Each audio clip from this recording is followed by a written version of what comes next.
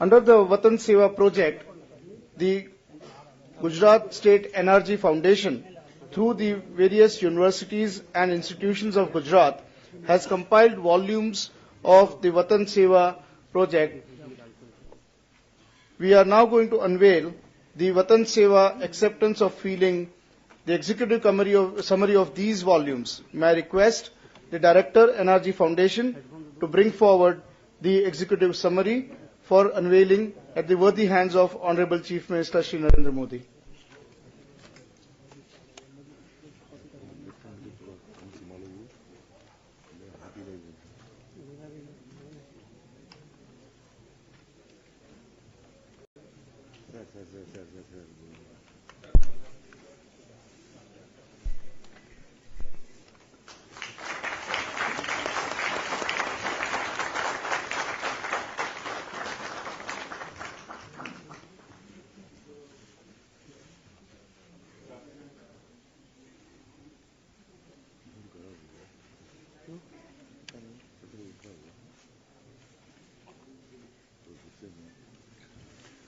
Thank you, sir. And now for the moment all of you have been waiting for, may I request our Honorable Chief Minister Shri Narendra Modi to come and address the gathering.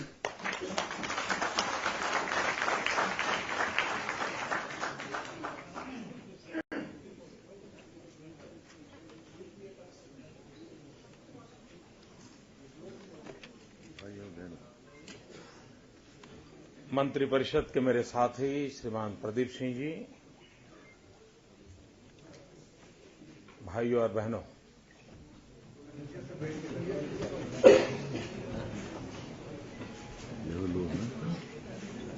मैं आपका क्षमा प्रार्थी हूं क्योंकि बैठने के लिए जगह कम पड़ गई।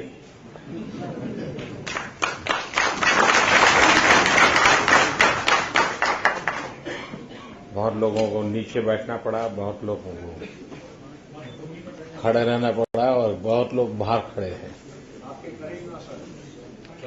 खैर, कमरे में भले जगह हो या न हो, मेरे दिल में जरूर है।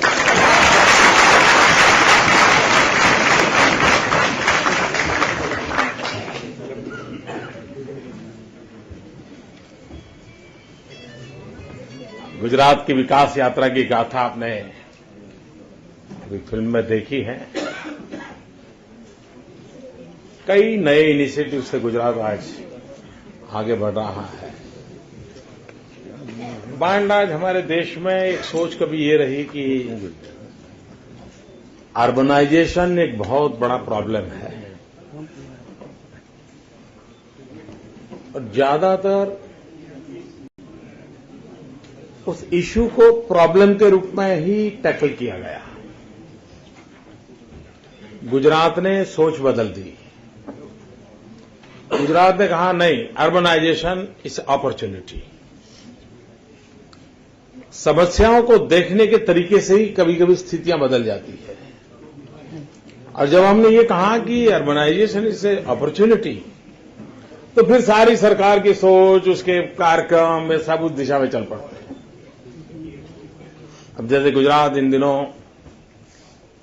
6 नए शहर बनाने की दिशा में आगे बढ़ रहा है और आधुनिक शहर बनाने हैं।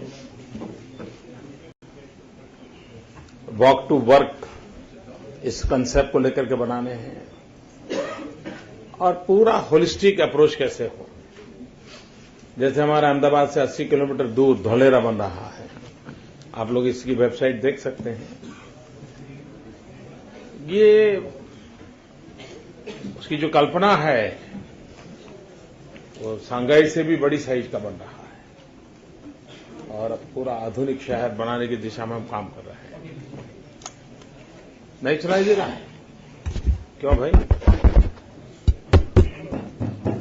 मेरी आवाज तो कभी दबती नहीं है।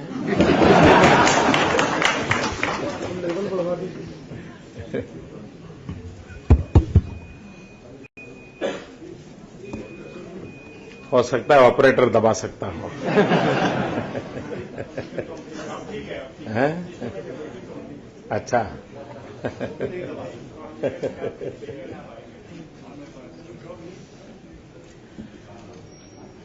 और इस नए कंसेप्ट के कारण हम देख रहे हैं कि काफी मात्रा में एक भारत सरकार के साथ मिलकर के हम गुजरात से मुंबई, अहमदाबाद टू मुंबई, क्योंकि आधुनिक भारत के भी कुछ सिंबोलिज्म भी जो होता है जिससे फिर आगे बदलाव आता है। जापान में बहुत कुछ था, लेकिन बुलेट ट्रेन ने जापान की पहचान बदल दी।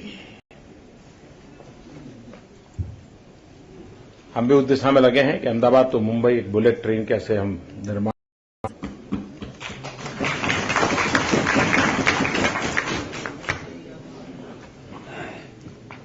$1,600 किलोमीटर कोस्ट लाइन है गुजरात का। हिंदुस्तान में हाईएस्ट कोस्ट लाइन गुजरात में है। एक समय था हमारे यहां, अरे भाई क्या यहां तो कोई खेती तो हो नहीं सकती, क्या करेंगे, कहां जाएंगे, और लोग छोड़ करके चले जाते थे। आज वो हमारा 1,600 किलोमीटर कोस्ट लाइन एक प्रकार से भारत की समृद्धि का प्रवेश द्वार बन रहा है, इंडिया की प्रॉस्पेरिटी का एंट्रेंस बन रहा है। चांदनी रात जमीन पर उतर आई है। अमिताभ बच्चन की एडवर्टाइजमेंट आजकल सब दूर पहुंच रही है।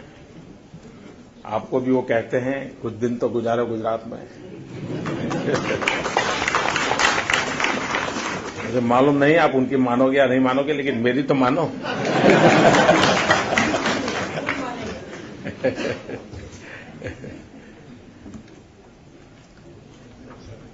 और टूरिज्म के कारण इकोनॉमी को बहुत बूस्ट मिल रहा है।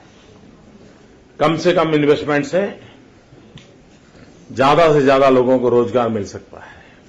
उसको कैसे प्रमोट किया जाए। सारे विश्व में होटल बिजनेस में भारतीयों का, उसमें भी गुजरातियों का बहुत बड़ा दबदबा है इन दिनों। अगर वो अपने होटल में जो गेस्ट आते हैं उनको प्रेरित करें कि भाई ठीक है आप यहां रहे, हमारे जरा गुजरात जाकर देख के आइए, हिंदुस्तान देख के आइए, तो विदेश में रहने वाले भारतीय उनके व्यक्तिगत प्रयत्नों से भारत के टूरिज्म को बहुत ताकत दे सकते हैं। आप और कुछ न करें, इतना करें कि साल में कम से कम 10 फैमिली को मैं, नॉन इंडियन फैमिलीज को गुजरात या इंडिया जाने के लिए प्रेरित करूंगा। आप कल्पना कर सकते हैं कि 2 करोड़ हिंदुस्तानी बाहर रहते हैं, अगर वो 10 फैमिली को यहां भेजे तो हिंदुस्तान का टूरिज्म वर्ल्ड पे टॉप पर आ जाएगा। और आपके लिए 10 लोगों को भेजना कोई मुश्किल काम नहीं है क्या मुश्किल? कोशिश नहीं की होगी, पता नहीं होगा। नहीं, कुछ लोग कहते हैं हम क्या कर सकते हैं। एक और मेरा सुझाव है, आज सोशल मीडिया के कारण आप अपनी पुरानी यादों को बहुत जिंदा रख सकते हो, ताजा रख सकते हो। जिस गांव में रहते, जाने के बाद अब कट ऑफ हो सकते हैं आदमी, क्योंकि बाद में वहां डूब जाता है, आना जाना कम हो जाता है, लेकिन सोशल मीडिया से आप फिर से जुड़ सकते हैं। अपने पुराने सभी स्कूल के दोस्तों से जुड़ सकते हो, अपने गांव के पुराने यारों से जुड़ सकते हो।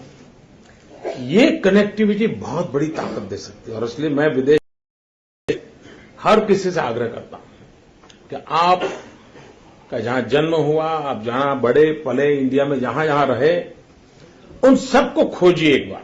और टेक्नोलॉजी से आज आराम से खोज सकते हैं, और उनसे जुड़िए। और उन स्मृतियों का आनंद अलग होता है। आपको ये समारंभ जितना हिंदुस्तान से जोड़ पाएंगे, उससे ज्यादा आपका एक पुराना दोस्त, आपको दोस्त बहुत मिलता है। हमने कुछ न कुछ, जिस भूमि ने हमें इतना बड़ा बनाया, आज भले ही हम कहीं जाकर के कितने ही बड़े क्यों न हुए हो, लेकिन इस धरती का कोई तो होगा जिसने कभी न कभी हमारे चिंता की होगी। कोई तो टीचर होगा जो रात रात जाकर के मुझे पढ़ाया होगा, तभी तो जाकर के मैं बड़ा बन पाऊंगा। उनको याद करें हम,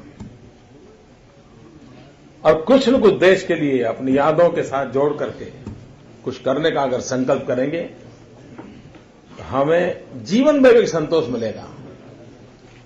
ये मेरा देश है। आज टेक्नोलॉजी के माध्यम से मैं जानता हूं विदेशों में रहने वालों के लिए एक सबसे बड़ी समस्या होती है उनकी सेकंड जनरेशन। उन बच्चों को कैसे जोड़ा जाए, उसको यहां का खाना पसंद नहीं, यहां का पहनावा पसंद नहीं, यहां की बातचीत बदलाव आता है, उसको बेचारों को यहां का पता नहीं। लेकिन हम टेक्नोलॉजी के माध्यम से उन बच्चों को यहां पर एक फ्रेंड सर्कल बना करके उनके मन को यहां के साथ जोड़ सकते हैं, तो हमारी आने वाली पीढ़ियों को भी अपनी भूमि के साथ हम जोड़ सकते हैं और ये जरूरी होता है। हम कहीं पर भी कितने ही बड़े क्यों न हो जाएं, लेकिन जहां से हम निकले हैं, धन्यवाद।